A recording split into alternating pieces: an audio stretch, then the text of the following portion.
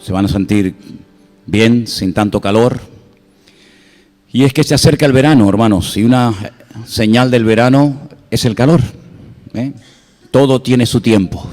El invierno hace frío, en verano hace calor, y todo en la vida tiene su tiempo.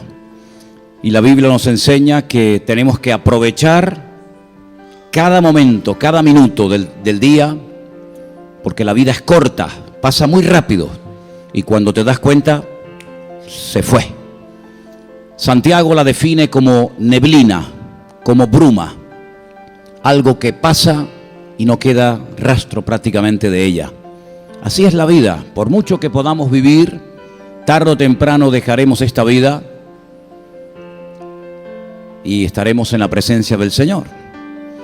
Así es que les animo a todos y a cada uno de ustedes a aprovechar bien el tiempo, a buscar las bendiciones del Señor, a esforzarse, a poner la mano en el arado y no mirar atrás.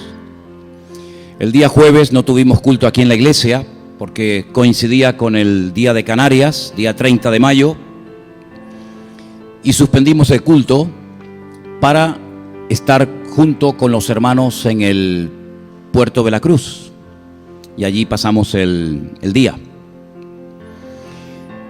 Como a las 4:30 de la tarde tuvimos una reunión, tuvimos un culto, había una buena asistencia, todo hay que decirlo, pero después de compartir la palabra que Dios puso en mi corazón para ese día, me marché un tanto insatisfecho, por dos motivos. Me marché insatisfecho porque el tema que quería compartir con los hermanos allí, con todos los que nos reunimos el día jueves allí, lo había preparado tan bien, había estudiado tanto, tenía tanto que decir y tantos versículos que compartir, y entre unas cosas y otras hubieron algunas distracciones, pues no dije todo lo que yo tenía que decir. Y después a la noche, cuando llegué a la casa y revisé todos los apuntes que había tomado, yo dije, oye, me pegué casi una semana estudiando esto, leyendo por aquí, leyendo por allá, y entre una cosa y otra no dije ni la mitad de lo que quería decir. Incluso dije otras cosas que no tenía pensado decirlas, pero así me surgió. Pero la segunda razón por la que también vine un tanto insatisfecho es porque yo pensé que iban a estar todos allí y juntos íbamos a pasar el día y juntos íbamos a aprender la palabra. Pero otra vez me vuelve a pasar que voy con una palabra, voy con algo que he preparado, y estás pensando más en los que no están que en los que están. La gente podía decir, estaba todo lleno, no había una silla vacía, y es verdad. Pero como pastor siempre pienso en los que no están y en los que se pierden la bendición. Entonces, la tentación a veces, ¿cuál es? Volver a repetir el mensaje, ¿no? Pero los demás que estuvieron podían decir, oye, ¿y por qué tenemos nosotros que escuchar 2 veces lo mismo? Entonces no voy a repetir el mensaje, no se preocupen. Pero como me quedaron algunas cosas que yo creo que eran importantes, que tenía que haber dicho allí y no las dije, las quiero decir hoy, ya que están todos ustedes aquí presentes. Y quiero llevarles nuevamente al capítulo 33 del segundo libro de la Biblia, el libro de Éxodo. Yo dije el día jueves que el capítulo 33 de este libro, escrito por Moisés, contiene una de las conversaciones más profundas que un hombre logra mantener con Dios. Es más, ningún hombre jamás en la historia se atrevió a pedirle a Dios lo que Moisés allí se atrevió a pedirle. Es un capítulo muy profundo, créame, un capítulo muy interesante, donde aparecían, como dijimos ese día, algunas palabras que se conocen como antropomorfismos, hizo partes humanas para describir distintas esencias o facultades de Dios. Se menciona la mano de Dios, como si tuviera mano, el rostro, la cara de Dios, como si tuviera cara, la espalda de Dios, como si tuviera espalda, ¿verdad? Y es que el lenguaje de la palabra se adapta al lenguaje humano. En ningún momento podemos pensar en un Dios que tiene cuerpo, que tiene materia, que se puede medir, que es finito, que tiene forma, ni mucho menos. Pero es simplemente una forma de describir lo que allí estaba sucediendo, lo que Moisés le pide y lo que Dios le permite ver y experimentar a su siervo en aquel lugar. Veníamos del capítulo 32, donde aparece la expresión gran pecado. Me llamó mucho la atención que el pecado del becerro de oro se le llame el gran pecado que Israel cometió en el desierto. Y uno se pone a sacar cuentas y dice, bueno, pero ¿cuánto tiempo realmente había pasado desde que este pueblo en Egipto ve aquellos milagros impresionantes que nunca, ni siquiera los 2000 años de iglesia han logrado ver ni verán? Milagros únicos e irrepetibles. Las plagas de Egipto dejaron con la boca abierta a los egipcios y al pueblo de Israel también. Las plagas de Egipto desmantelaron y humillaron toda la idolatría del faraón. El país quedó totalmente arrasado, arruinado, incluso hasta sin heredero. Aquellos milagros que esta gente vio nunca más se volvieron a repetir. Salen de Egipto, dice, con mano poderosa. Y para colmo, por si todavía quedaba algún milagro grande por ver o por experimentar, llegan al borde del Mar Rojo y allí Dios abre por la mitad a este mar y logran pasar como si fuera tierra seca. Ningún pueblo en la historia de la humanidad jamás ha visto ni verá nunca ese milagro, pero ellos sí lo vieron. Todos los que quedaron con vida de Egipto murieron, incluido el faraón. Se adentran en el desierto y comienzan a caminar más de 2 millones de personas rumbo a Canaán, la tierra que fluye leche y miel. El país en el que dice la Biblia que los ojos del Señor están permanentemente observando lo que allí sucede. 50 días pasaron desde esto que les acabo de comentar hasta que Moisés sube a lo alto de una montaña llamada Sinaí, que viene de la palabra Sin. Y después de unos días el Señor le dice, desciende, tu pueblo se ha corrompido. No han sido capaces en 50 días de mantener la santidad, de mantener el buen comportamiento, el orden. Cuando desciende Moisés de la montaña se encuentra, y es la verdad, tengo que decirlo, una orgía colectiva, multitudinaria, como animales salvajes, danzando desnudos alrededor de un becerro de oro que acababan de construir, que acababan de hacer, y que la gente creía que ese era el verdadero Dios que los había sacado a la libertad. Moisés se enfada, no es para menos, lleva debajo de su brazo las famosas tablas de los 10 mandamientos, las tira al suelo, se quiebran, se rompen, y la palabra de Dios nos dice que Moisés se pone a orar porque sabe lo que le viene al pueblo, porque todo pecado siempre abre la puerta para que el diablo sacuda, para que el diablo traiga enfermedad, para que el diablo haga lo que le dé la gana. Y Moisés sabe perfectamente que aquello Dios no lo va a pasar por alto. Moisés sabe perfectamente que el destino del pueblo está jugándose en aquel momento. La Biblia nos enseña que mandó a fundir el becerro de oro y se lo dio a beber a todos, para que todos llevaran dentro parte de aquel pecado terrible que a nivel nacional habían cometido.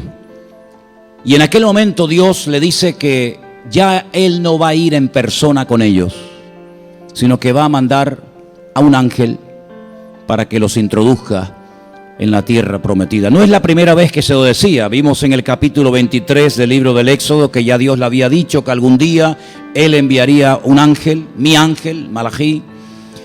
Pero en esta ocasión se lo vuelve a recordar y Moisés allí entra en una batalla, en una guerra espiritual, en un momento de intercesión espectacular como jamás ningún hombre ha peleado por la bendición de Dios, ni siquiera Jacob cuando peleó con aquel ángel en el desierto. Y Moisés llega a decirle al Señor: si tú no vienes conmigo, no nos saques de aquí. ¿A dónde vamos a ir nosotros sin tu bendición, sin tu respaldo y sin tu ayuda, Señor? Y allí le pide al Señor que le muestre su gloria. Y ya explicamos lo que era ver la gloria del Señor, y ya explicamos lo que era que Dios iba a pasar todo su bien. Fíjate, la palabra bien y la palabra bueno en hebreo es la misma. En español tenemos dos palabras, bien y bueno. En hebreo es la misma palabra. Se puede traducir todo por bueno o por bien. Y dice que Dios pasó todo lo bueno, todo su bien, dice la Reina Valera, delante de sus ojos. Y uno dice: ¿y a qué se refería el Señor cuando dice que delante de la presencia de Moisés pasó todo su bien o todo lo bueno? Bueno, pues todo lo que él había dicho en Génesis capítulo 1 que era bueno. Dios comenzó a pasar delante de él dándole explicaciones detallados de cómo había hecho la creación, de cómo Dios había creado el universo, de cómo el Señor había llegado a un momento en el que dijo: todo lo que he creado es bueno, está bien, y le da una explicación espectacular.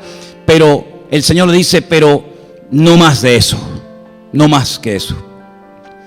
La cuestión está en que en esa narración, en esa entrevista, en esa conversación que Moisés mantiene con el Señor en Éxodo 33, el Señor le dice que ahora que ha sido restaurada la relación, ahora que ha sido perdonado el pecado, que se levante. Antes le dijo: baja, ahora dice: sube. Sube y sigue caminando, porque hay enemigos a los cuales tienes que derrotar. Y una de las cosas que se me olvidó decir ese día allí en el puerto de la Cruz es que en muchos pasajes encontramos 7 enemigos. 7 enemigos que el Señor menciona que Israel tenía que derrotar. Sin embargo, en el capítulo 33 de Éxodo, el capítulo 2, solamente menciona 6. Y quiero decir por qué. Menciona, por ejemplo, en el versículo 2 al cananeo, al amorreo, al eteo, al fereceo, al heveo y al jebuseo. Y el séptimo no lo menciona. ¿Quién era el séptimo? Los gergeseos. De los 7 pueblos que vivían en Canaán, uno huyó. Uno no luchó contra el pueblo de Israel porque sabía que ese lugar no le pertenecía.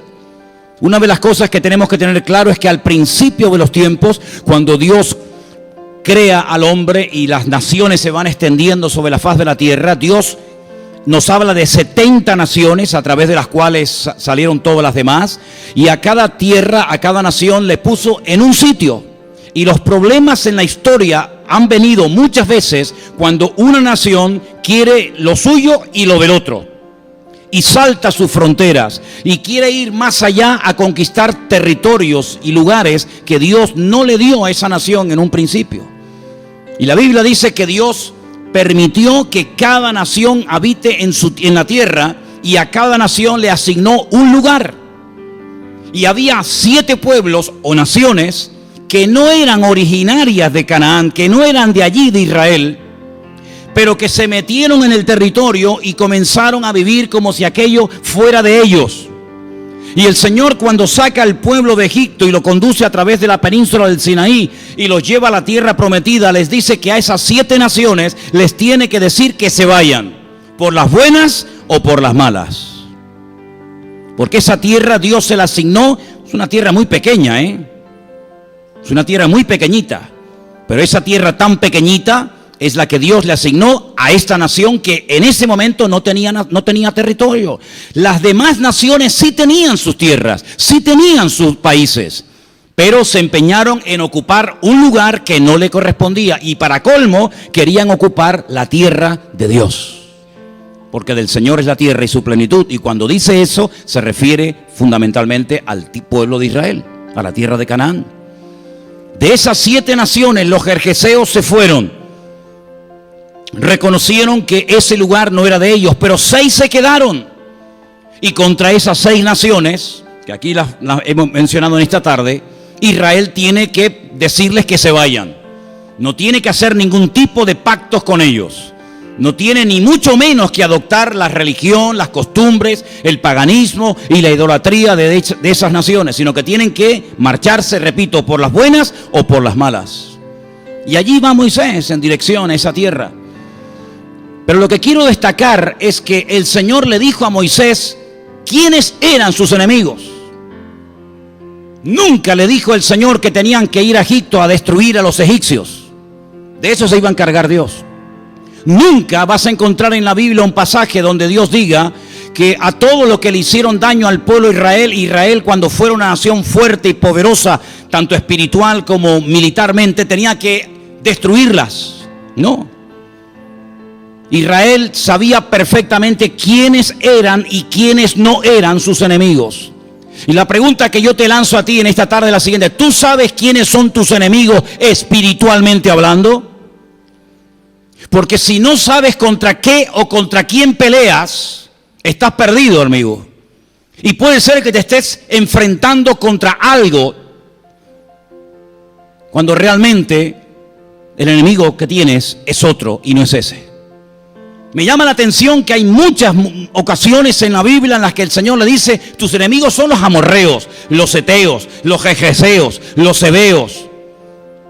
Y ellos sabían perfectamente contra quién tenían que pelear y a quién no tenían que tocarlo. De hecho, hay momentos en los que el Señor le dice: cuando pases por la tierra de tu hermano Edom, descendiente de Saúl, no lo toques, no te metas contra él. Sabemos que después la historia cambió y todo, ¿verdad? Pero es muy importante saber contra quién o contra qué nos enfrentamos. Y espero que hayan prestado suma atención a la lectura que esta tarde se leía desde aquí, Efesios capítulo 6. Porque ahora nuestra lucha no es como la de ellos, que peleaban contra pueblos, contra personas, contra seres humanos. Sino que ahora nosotros los cristianos también estamos en lucha. También tenemos que pelear, pero no los unos contra los otros. Nuestra lucha no es contra sangre y contra carne, como era el caso de Israel, contra los filisteos, los amorreos, los gergeseos, los heveos, etc. Sino que Pablo dice, o mejor dicho, Dios dice a través de Pablo, que nuestra lucha es contra principados y potestades, contra gobernadores espirituales en las regiones celestes. En otras palabras, nuestra lucha no es tanto física, sino nuestra lucha es de tipo espiritual. Pero te pregunto, ¿sabes cuáles son tus enemigos espirituales y cómo vencerlos? ¿Los tienes perfectamente identificados o no te enteras? Porque David sabía perfectamente contra quién tenía que pelear. Generalmente, o la mayoría de las veces, contra los filisteos. Pero David no iba por el mundo haciéndole la guerra a todo el mundo. David no se levantaba una mañana y dice: bueno, ¿a quién atacamos? Vámonos a Europa a atacar a la gente que habita allí. Vámonos a Capadocia, a Bitinia. Vámonos a la China, vámonos al Cáucaso, vámonos a África, vamos otra vez a Egipto. Nunca, jamás David se equivocó en cuanto a quién era y quién no era su enemigo. ¿Y por qué hay creyentes que todavía no tienen bien identificado cuál es su gigante contra el cual tienen que pelear en el nombre que sobre todo nombre del Señor Jesús? Y poder vencerlo y poder derrotarlo. Permíteme que te lance algunos nombres de algunos enemigos que a lo mejor todavía no has vencido y superado completamente. El miedo. ¿Conoces a ese enemigo? El miedo a perder el trabajo, el miedo a caer enfermo, el miedo a que tu marido te abandone y se vaya con otra, el miedo a que tus hijos caigan en la droga, el miedo a que no te den la nacionalidad, el miedo continuamente, y estás constantemente pensando en cosas que no han ocurrido, pero tú estás preocupado antes de que ocurran. Y el miedo paraliza, el miedo es enfermizo y contagioso. La Biblia nos enseña que hubo un momento en la historia en el que los soldados del rey Saúl seguían a Saúl, pero con miedo, dice la Biblia. Porque como él también tenía miedo, él transmitía su miedo a los demás. A lo mejor tienes que vencer a ese enemigo y aún no lo has vencido, el miedo. A lo mejor tienes que enfrentarte contra un gigante terrible, feo, que se llama orgullo. Hay gente que ya se podía haber convertido hace mucho tiempo atrás, pero aún no se han convertido porque les domina ese gigante terrible del orgullo. Hay otros que tal vez tienen que enfrentarse contra el afán. Siempre están agobiados, nunca tienen tiempo para nada ni para nadie. Eso sí, para las cosas de ellos sí, pero para las cosas de Dios no. Siempre están preocupados, siempre están afanados, que si el dinero no me llega, que si el trabajo que me habían dicho que me iban a dar y no me lo dan. Siempre afanados, siempre afanados. Cuando dice la Biblia, no os afanéis. No dice eso la Biblia. Entonces, ¿por qué lo hacemos? No os afanéis por el día de mañana. Oye, tengo unas ganas de conocer a ese. Tengo unas ganas de conocer al día de mañana. ¿Alguien lo ha visto? ¿Saben dónde está? ¿Me lo pueden un día presentar personalmente, por favor? Llevo años tratando de conocer a ese tipo. El día de mañana es un nombre raro, pero se llama así. Todos hablan de él. Hay que ahorrar por el día de mañana. Hay que hacer un buen plan de pensiones para el día de mañana. Ayer murió un chico rico, guapo, con una hermosa familia, con buenos coches, con buena casa, famoso en el mundo entero, en un accidente de tráfico. Y lo que guardó para el día de mañana no se lo ha podido llevar en la caja. La semana pasada o hace un par de semanas, al que fue capitán del Real Madrid y de la selección española, le dio un infarto y por poco se muere. Y lo que había ahorrado para el día de mañana. ¿Te das cuenta cómo a veces nos preocupamos por cosas que no existen? Cuando deberíamos de hacerle la guerra a muerte a eso que sí existe y nos roba la paz y nos perturba el sueño y nos quita la tranquilidad que como cristianos siempre deberíamos de tener. Tal vez tienes que luchar contra el gigante de la pereza. Hay cristianos que son muy vagos.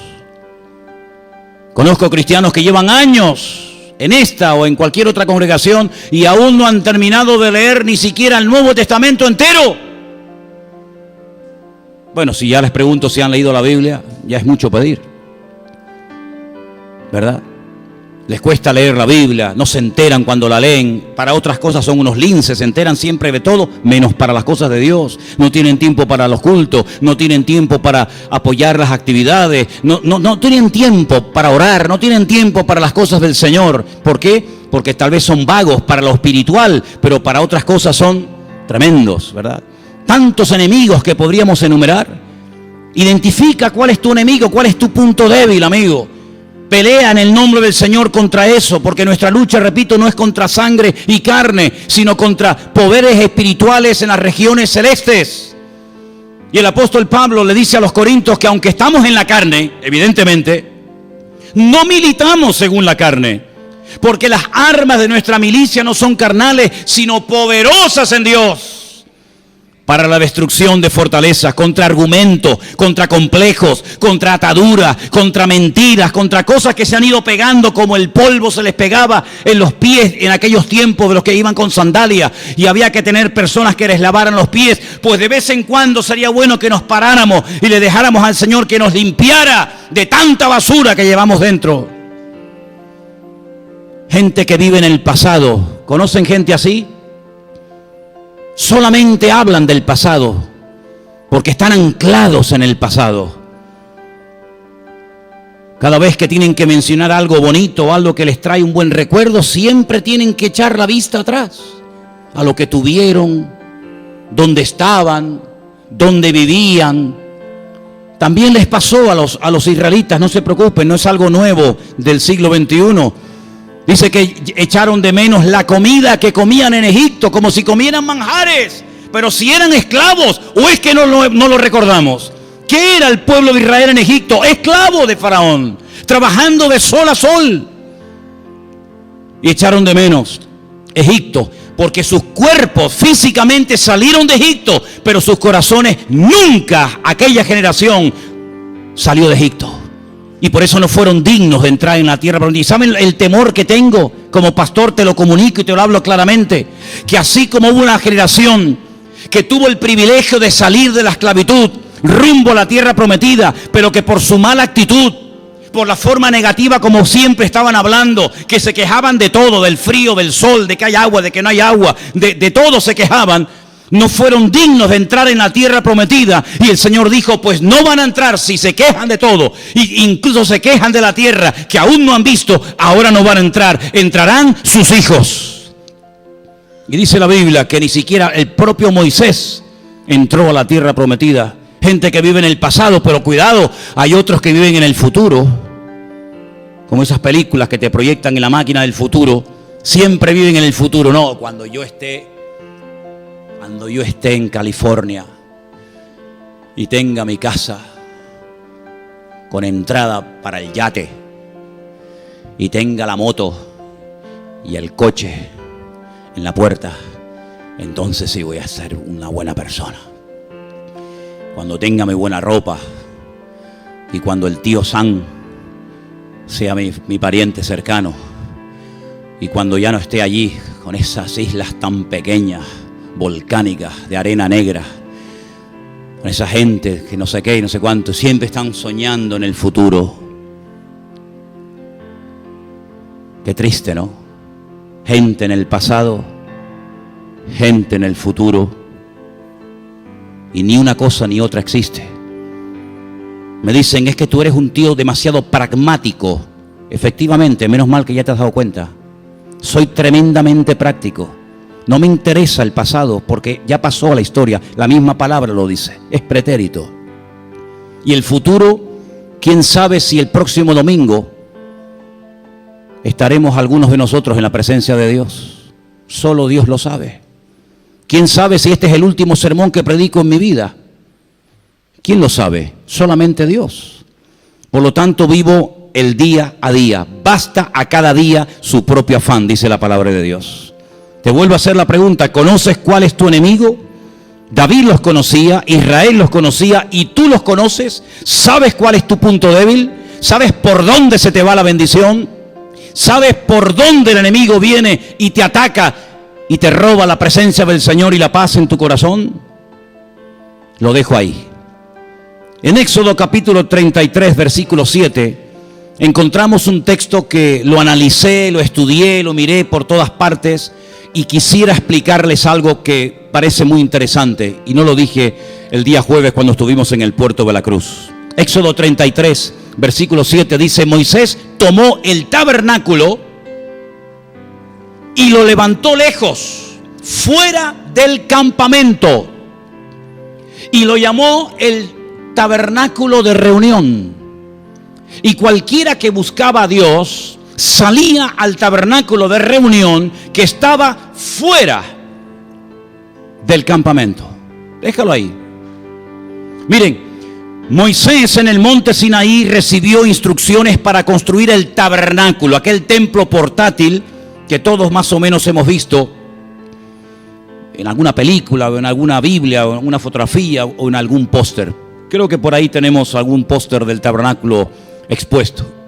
Ahora, cuando estuvimos en el Negev, en el sur de Israel, le pregunté a una guía de esa zona dónde estaba el tabernáculo. Hay un lugar en el sur de Israel donde han hecho el tabernáculo en tamaño real, pero para ir tenemos que pedir cita porque es un campo de tiro del ejército israelí y no se puede ir cuando uno quiera, sino cuando te den permiso. Pero seguro que en cualquier momento me acerco por allí y voy a ver una réplica, ¿no?, del tabernáculo de Moisés en tamaño real. Aunque ustedes, si quieren, lo pueden ver también en internet, en YouTube. Pero aunque Moisés, ya digo, recibió las instrucciones para construir el tabernáculo, el lavacro, el arca de la alianza, la menorá, el altar de incienso, etcétera, etcétera, aún no estaba construido cuando se escribe ese capítulo o cuando ocurre esa historia. Entonces, cuando dice que Moisés toma el tabernáculo y lo levantó lejos fuera del campamento, no se refiere, escuchen bien, al tabernáculo donde se presentaban los sacrificios, donde iba el pueblo de Israel que estaba en el centro de las tribus. No es eso. Era su tienda particular. Pasa que es una mala traducción, no se ha traducido correctamente. Moisés tomó su tienda de campaña donde él vivía con su familia, con sus hijos, donde él dormía cada noche, y entonces lo levantó, la puso lejos, y a esa tienda de campaña él la llamó tabernáculo de reunión, porque un tabernáculo es una tienda, ¿verdad? Sea para uso para dormir, para comer o para almacenar cualquier producto. Dice, y cualquiera que buscaba a Dios salía a esa carpa, a ese lugar, y estaba fuera del campamento. La pregunta es, ¿por qué Moisés coge sus bártulos, sus corotos, dirían los venezolanos? Cogió todos los corotos y se fue fuera del campamento y se va lejos y allí a lo lejos monta su tienda de campaña. Y dice, y cuando alguien quiera experimentar la gloria y la presencia del Señor, se vienen a mi casa, se vienen a mi tabernáculo, que lo llamó el tabernáculo o la tienda de la reunión. ¿De la reunión con quién? Con Dios. Allí se reunía él con el Señor. Y dice que de vez en cuando Moisés se levantaba, salía del campamento rumbo a su tienda de campaña, y cuando la gente lo veía, todo el mundo se ponía en pie. Pueden leer todo el capítulo 33 para que lo vean. Todo el mundo se ponía de pie. Él iba caminando, y cuando entraba en esa casa, en esa carpa, la nube de la gloria del Señor descendía y automáticamente la gente volvía a sentarse hasta que él saliera. La pregunta es, ¿por qué Moisés se mandó a mudar? ¿Por qué Moisés se fue lejos? Primero, porque las condiciones del pueblo en ese momento no eran las idóneas. Y Moisés no quería bajo ningún concepto que el ambiente le contaminara y lo pusiera peor de lo que ya estaba. En otras palabras, Moisés se aísla de un ambiente cargado y contaminado que no le va a traer ninguna bendición a su vida, sino que como ejemplo y como lección de que yo no estoy de acuerdo con lo que ustedes están haciendo, con lo que ustedes están hablando, porque Dios le dijo, este pueblo es pueblo de dura cerviz. Lo que hago es, mientras ustedes siguen peleándose y matándose entre ustedes, yo cojo mi carpa, cojo mis macundales y me voy a otro sitio y allí vivo y me dejan en paz. Y si alguien quiere hablar con Dios, si alguien quiere tener comunión con Dios, allí estoy y lo estoy esperando. Y estaba pensando en esto, porque la gloria del Señor dice que cuando Él entraba dentro de la carpa, donde Él vivía, donde Él dormía, descendía en el momento en el que Él entraba. Y yo estaba pensando, digo, ¿y nos pasa a nosotros lo mismo hoy en día? Que cuando tu marido llega a la casa, en vez de entrar el vitorino, el miura por la puerta, entra la presencia de Dios con él. Porque yo recuerdo en momentos de mi vida que cuando llegaba mi padre a casa, todos nos poníamos a temblar y a llorar. Porque más que llegar la bendición, llegaba el antibendición. ¿Qué ocurre cuando tú llegas a tu casa? ¿Se alegran de que hayas llegado o están diciendo, Señor, llévatelo o te lo mando? ¿Qué ocurre? Moisés supo aislarse del ambiente. Y yo creo que estamos viviendo en unos tiempos tan raros, tan extraños, tan peligrosos, como los define la Biblia, que tenemos que aprender a aislarnos. Tenemos que aprender a poner tierra de por medio y decir, yo de esto no puedo participar más tiempo. Yo no quiero que mis hijos participen de estas conversaciones ni de este ambiente. En otras palabras, saber aislarnos, como también Pablo cuando se convierte se va al desierto 15 años. Y allí en comunión con el Señor recibe el Evangelio que después él dijo que predicaba, que no lo recibió de hombre alguno, sino directamente del Señor. Como Cristo se aisló durante 40 días y 40 noches, cuando se va del ambiente religioso de Jerusalén y se va tranquilo al desierto a tener comunión con el Padre y a prepararse para el ministerio que está a punto de comenzar. Yo creo que es muy importante que de vez en cuando sepamos cómo aislarnos de ciertos y determinados ambientes y lugares contaminados donde Dios no es el centro de las conversaciones, sino que podamos decir, yo de esto no participo y más vale estar solo. Mira cómo lo sabe. Qué mal acompañado. Más vale estar solo, sola también, esto es para ustedes también. Más vale estar sola que con una persona que lo único que quiere es robarte la bendición, por no decirte robarte otra cosa. Hay algo que también me llama la atención, y es que observando cómo Moisés tomó esta medida, que no duró toda la vida, de marcharse fuera del ambiente del campamento y después venir, pensaba en aquella pregunta que un día una persona le hace a Cristo. ¿Se acuerdan cuando un discípulo dice al Señor, pero tú dónde vives? ¿Dónde moras? Dice San Juan. ¿Me lo pones? Juan capítulo 1, versículo 35, dice Juan 1:35. Al siguiente día otra vez estaba Juan, el Bautista, 2 de sus discípulos, y mirando a Jesús que andaba por allí, dijo: he aquí el Cordero de Dios. Tremendo, ¿eh? Le oyeron hablar los 2 discípulos y siguieron a Jesús. Y volviéndose Jesús y viendo que le seguían, les dijo: ¿qué buscáis? Ellos le dijeron: Rabí, que traducido es maestro, realmente es mi maestro. ¿Dónde moras? ¿Dónde vives? Él les dijo: vengan, venid y ved. Fueron y vivieron donde moraba y se quedaron con él aquel día, porque era como la hora 10:00, ya era muy tarde. Es interesante notarle, podríamos decir a cualquier persona, compañero de trabajo, amigo, vecino, conocido: ven a mi casa. ¿Qué verías si entran a tu casa los inconversos? Ya les conté una vez que fuimos a visitar en la península a una familia. Había dejado de asistir unos días al culto, y cuando llegamos y estuvo a punto de tocar el timbre, había un griterío dentro de la casa. Yo pensaba que era como una especie de león que se había soltado y se había encontrado con una pantera. Aquello era una casa de locos. Y entonces aguanté el dedo, no toqué el timbre para ver cómo iba la cosa, a ver si al final oía ¡pum! Se mataron, ¿no? Esperé un tiempo y gritando, unos gritos terribles, y entonces me animé a tocar el timbre. Cuando tocó el timbre, un silencio tremendo, porque me miraron por la mirilla y dijeron: es el pastor, el pastor. Los niños salieron a la habitación, se vistieron, se pusieron corbatas, se pusieron a leer la Biblia en el salón.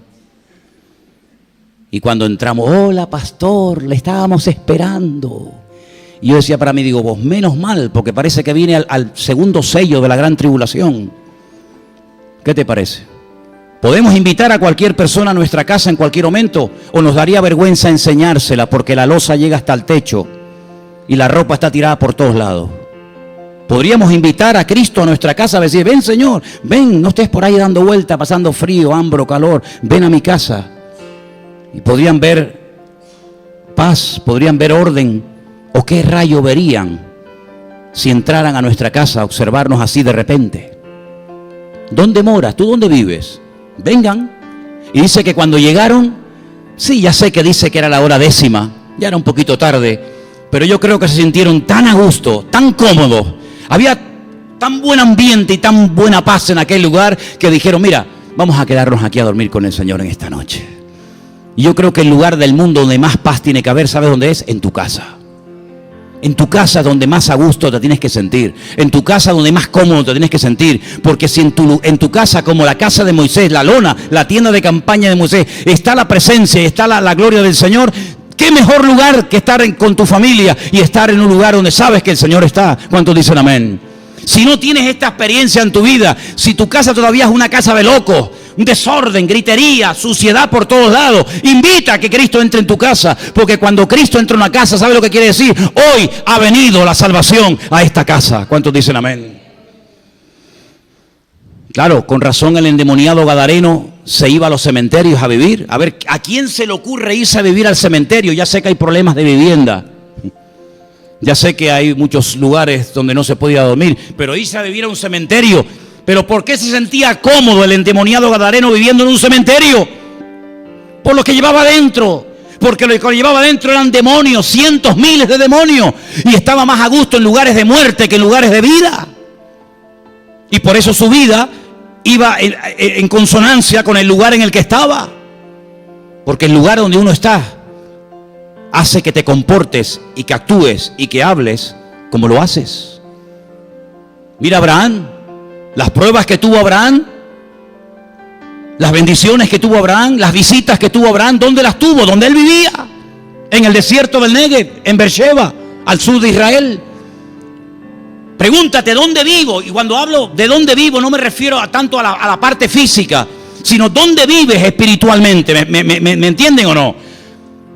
Porque las pruebas que te van a venir, las dificultades que te van a venir, las cosas que te van a venir en la vida, tienen que ver mucho con el lugar donde espiritualmente estás. Y recuerda que Jesús dijo algo tremendo: donde está tu corazón, allí estará tu tesoro. Y donde está tu tesoro, allí estará tu corazón. ¿Dónde vives? ¿Por qué le venían esas pruebas tan raras, tan extrañas, tan terribles a José? Porque estaba en Egipto, y en Egipto las pruebas eran diferentes a las pruebas que se pasaban en Canaán. Y las pruebas que le vinieron a David, ¿cómo le vinieron esas pruebas? Porque vivía en Jerusalén, en el palacio, con gente peligrosa a su alrededor que lo odiaban a muerte. Entonces, espiritualmente hablando, ¿dónde está reposada tu alma? ¿Dónde mora tu alma? ¿Dónde está tu descanso y tu alivio? Espiritualmente hablando, ¿dónde está? Porque según donde estés, allí va a ser también el lugar donde Dios te pruebe o el lugar donde Dios te hable. Mira, hay un versículo en Éxodo 33:11 que me llamó mucho la atención. Porque vamos a ver, si en esa carpa donde vive Moisés está la gloria de Dios, yo pregunto, ¿no sería lo más lógico irnos todos allí para estar cerca de la gloria de Dios y de la presencia del Señor? ¿Sí o no? Bueno, pues hay creyentes que prefieren otros lugares en vez de estar en un sitio donde está la gloria y la bendición de Dios.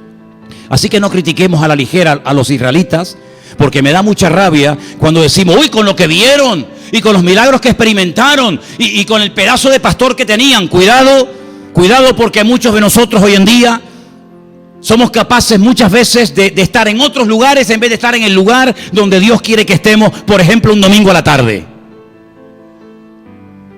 Yo sé que nadie ha dicho amén, pero me da igual. A mí me da igual, ya con los años que tenemos, Elena, yo ya aprobé todos los exámenes. ¿Me pones Éxodo, por favor? 33:11. Hablaba el Señor a Moisés cara a cara. Eso nadie lo puede decir, solamente Jesucristo y Moisés. Nadie hablaba con Dios cara a cara, como habla cualquiera a su compañero. Y él volvía al campamento, pero, ahí está, pero el joven Josué, hijo de Nun, su servidor, nunca se apartaba de en medio del tabernáculo, es decir, de la casa de Moisés. Se pegó allí como una lapa. Era un ocupa en la casa de Moisés. ¿Qué te parece? Hombre, ¿quién ocupó el lugar después de Moisés? ¿Quién es el que más sabía de la Biblia después de Moisés? ¿Quién es el que entró a la tierra prometida y vio aquel lugar tan maravilloso? Josué, porque estaba en el lugar donde tenía que estar, a pesar de que menciona la Biblia que era joven. Porque uno dice, bueno, pero los jóvenes ya sabes cómo son. Los jóvenes tan pronto se animan como tan pronto se desaniman. Y hoy lo tiene y vete a saber si mañana viene otra vez. Ahí estaba Josué, dice, con su juventud, cada día en la casa, en la tienda, en el tabernáculo de Moisés. ¿Por qué? Porque era listo. Porque él sabía que allí se iba, que él tenía familia. Mira cómo menciona al padre, hijo de Nun. No echaba de menos a su padre, a su madre, a sus primos, a sus hermanos. Este joven no salía de fiesta, no. Él estaba allí porque donde está la gloria del Señor es donde él quería estar. ¿Y nos debería de pasar lo mismo a nosotros? Nos debería de pasar lo mismo a nosotros. ¿Dónde está la bendición allí? Pues vamos a buscarla. Vamos a pelear por la bendición para que nadie ocupe nuestro lugar. Y mira cómo con 80 años este joven, ya adulto, dice la Biblia que el Señor lo llama, porque supo pagar el precio de servir, de aguantar, de estar ahí un día, otro día. Pero vente para acá, ven a jugar con nosotros. Él se quedó allí y por quedarse en el lugar correcto, Dios lo bendijo y hizo de él un hombre de Dios tremendo. La pena que me da, y tengo que decirlo, que cuando él muere, nadie ocupa su lugar. Porque cuando murió Moisés, allí había un Josué. Cuando murió Josué, ¿quién estaba? Nadie.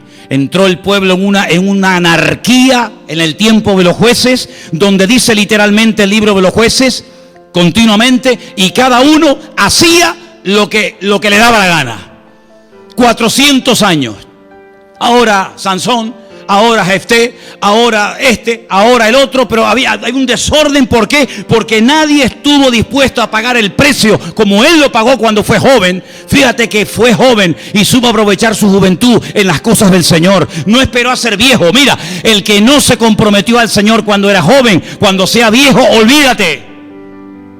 Por eso, jóvenes, ahora que sois jóvenes, que tenéis tiempo, que no tenéis las responsabilidades tal vez de un hombre y una mujer casada, ahora que estáis en plena flor de la vida, Invertir vuestro tiempo, invertir vuestros talentos, invertir vuestros dones en Dios. Dejaros de musaraña, dejaros de tontería, dejaros de vanidades ridículas. Buscad a Dios mientras pueda ser hallado, llamadle en tanto que está cercano. Porque si tú eres fiel en tu juventud, Dios te bendecirá cuando seas mayor. ¿Cuántos dicen amén? Y quiero terminar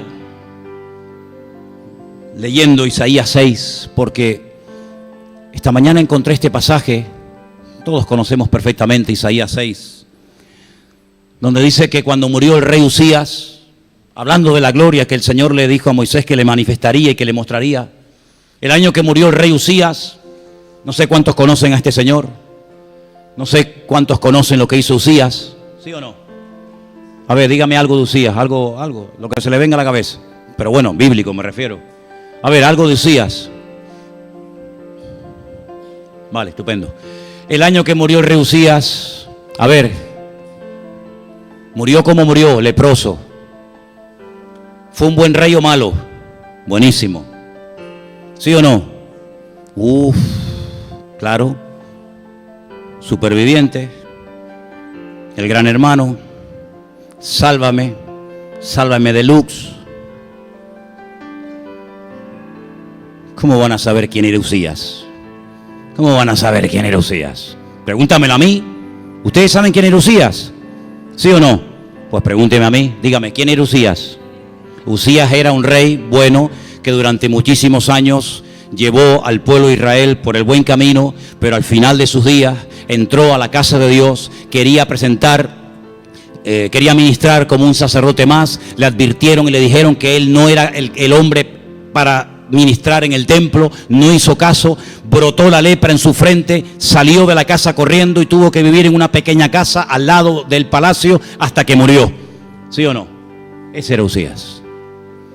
Cuando muere Usías, que murió de lepra, vi yo al Señor sentado sobre un trono alto y sublime, y sus faldas llenaban el templo. Esto es ver la gloria de Dios. ¿Cuántos dicen amén? Pero ¿cuándo la vio? ¿Cuándo vio Isaías la gloria de Dios? El capítulo 6 de Isaías debería estar el primero, porque es el llamamiento. No está en orden cronológico, pero es igual. Él ve al Señor y por encima del Señor había serafines. Cada uno tenía 6 alas. Con 2 cubrían sus rostros, con 2 cubrían sus pies, con 2 volaban. El uno al otro decía: Santo, santo, santo es el Señor de los ejércitos. Toda la tierra está llena de su gloria. ¿Te das cuenta, querido hermano? Tuvo que morir un hombre para que la gloria de Dios la pudiera ver otro. Aquí hay un mensaje, ¿sí o no? Aquí el Señor nos está enseñando algo. Yo vi al Señor cuando murió Usías. Mientras Usías estaba vivo, la gloria del Señor estaba como detenida. No se podía ver, no se podía disfrutar de ella. Bueno, vamos a ver. Hay cosas en nuestra vida que están muy vivas, que nos controlan, que nos dominan. Y hasta que esas cosas no desaparezcan, no mueran en nuestra vida, la bendición de Dios, la gloria del Señor, la presencia del Señor estará, pero no estará en su plenitud, no estará en su totalidad. Ahora debemos de preguntarnos en esta tarde: ¿qué hay todavía en mí? ¿Qué hay todavía en nosotros, cristianos de 20, 30, 40 o más años en el Evangelio? ¿Qué hay todavía en mí que me impide crecer, me impide madurar, me impiden volar en el nombre del Señor y no estar todavía como los niños pequeñitos, que es muy bonito verlos gatear, pero es muy feo ver a un hombre gatear?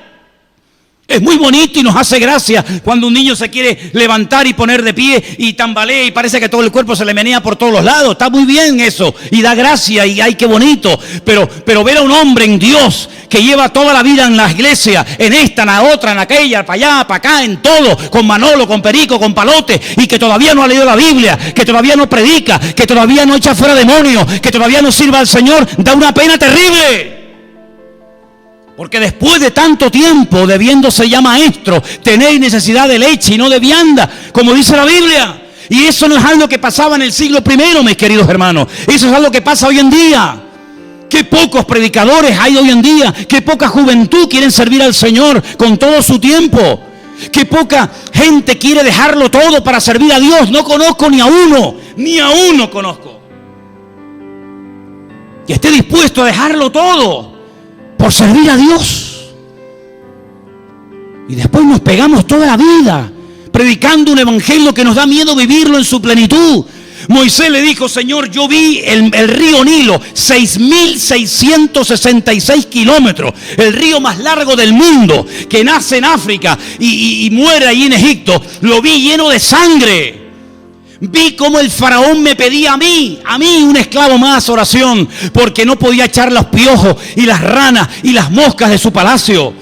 Vi cómo me levantaba una mañana y veía en la acera de enfrente tinieblas terribles que casi se pueden cortar con una tijera, y en nuestras casas luz y bendición y presencia del Señor.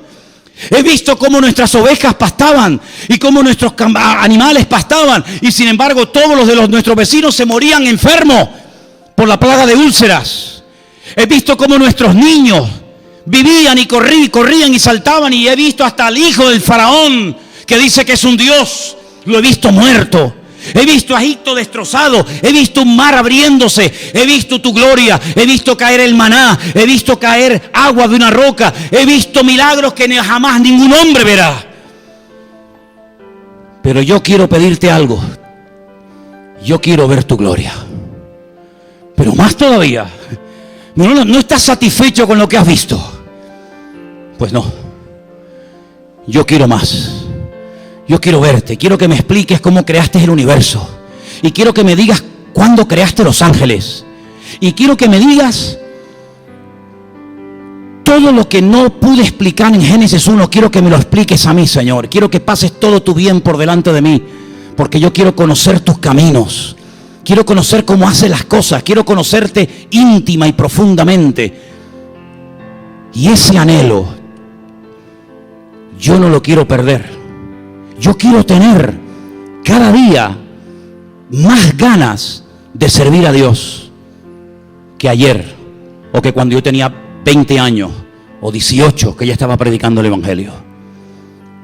Porque si no, el evangelio, ¿qué es?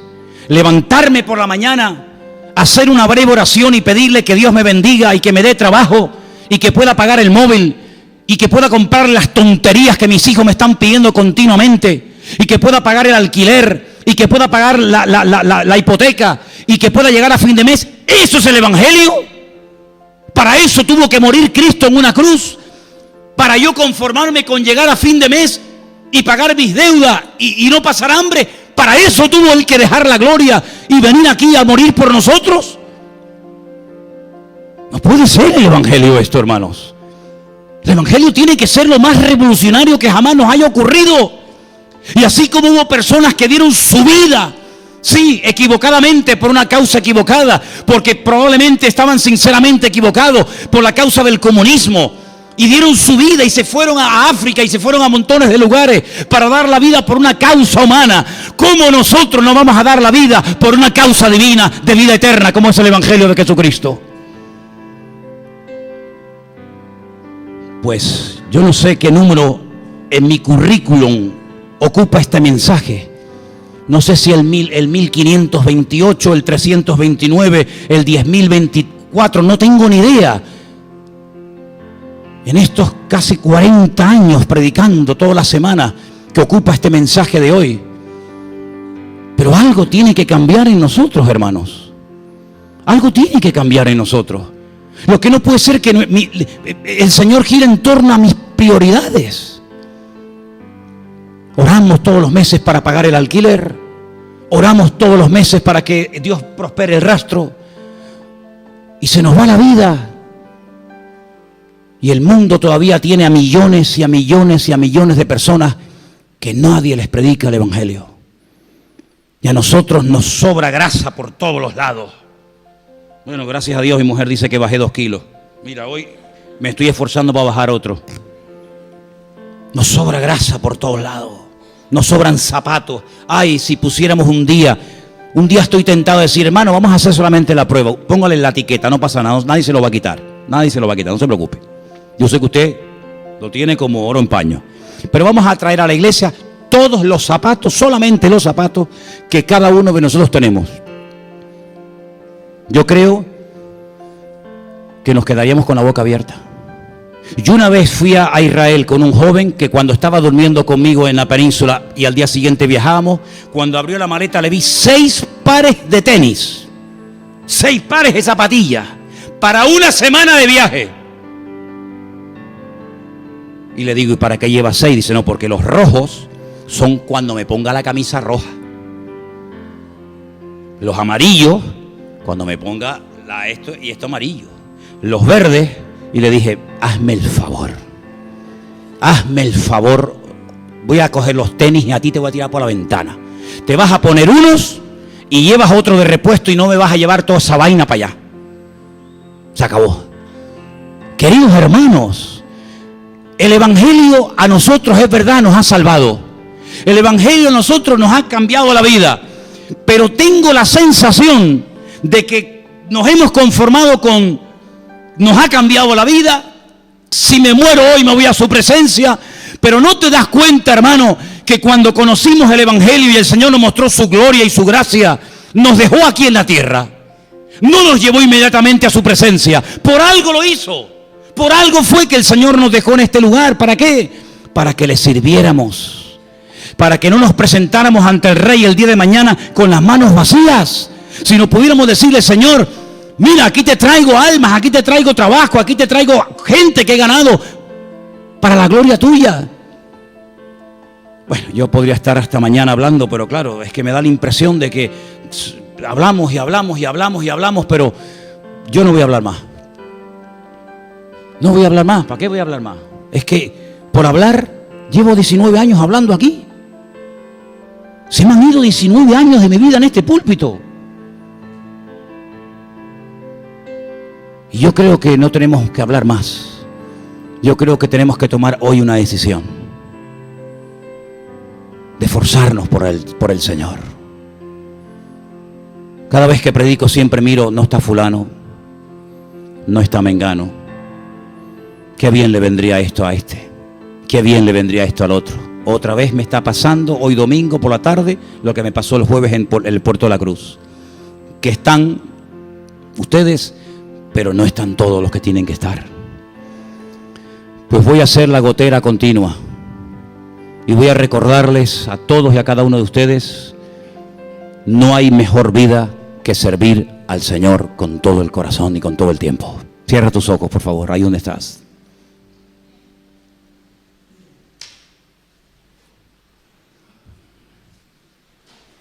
Moisés cogió la tienda de campaña y le dijo al pueblo, el que quiera palabra, el que quiera conocer de la Escritura y ver la gloria de Dios, que se venga a mi casa. Y se tuvo que ir un tiempo del campamento, porque el campamento no terminaba de decidirse. Hoy adoraban a Dios, mañana al becerro de oro. Hoy alabamos a Dios, mañana te queremos matar porque no tenemos agua. Y Moisés durante un tiempo cogió su tienda de campaña, su tabernáculo personal, lo puso fuera del campamento y allí buscaba a Dios. Busca a Dios, mi hermano. Más que buscar una iglesia perfecta, un pastor perfecto, una alabanza perfecta, busca a Dios, busca a Dios, busca a Dios. Y el que busca va a encontrar. Estamos viviendo tiempos tremendos, donde este mes de junio, como dije el jueves, para los que no estuvieron, solamente Marruecos, este mes de junio mandará a Europa 500 misioneros preparados específicamente para alcanzar a infieles con el Islam. 500 mujeres que se han preparado durante años en las madrasas de Marruecos y vendrán el mes que viene a Europa. Seguramente alguno caerá por aquí, ya lo verás. 500 solamente mandados por Marruecos.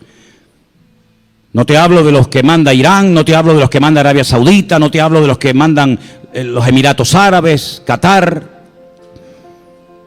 ¿Cómo me gustaría mandar a 20? A 20. Apoyados por la obra de Dios, para que prediquen el Evangelio a los millones y millones de seres humanos que no han oído nunca, nunca nada del Evangelio de Jesucristo. Por eso en esta tarde te pedimos, Señor, ten misericordia de nosotros. Ayúdanos, Dios mío, a entender que los tiempos se acortan, que la vida es muy corta y que cuando nos demos tiempo, cuando nos demos cuenta, se nos fue el tiempo. Te ruego, Señor, en bendito nombre de tu amado Hijo, que nos ayudes a despertar. Sacúdenos, Señor, porque estamos viendo cada día cómo la vida se nos va la vida, y todavía hay muchas cosas por hacer. Te pedimos, Señor, que tú levantes obreros. Te ruego que tú mandes obreros a tu viña. Oramos por obreros para Llagostera, Señor.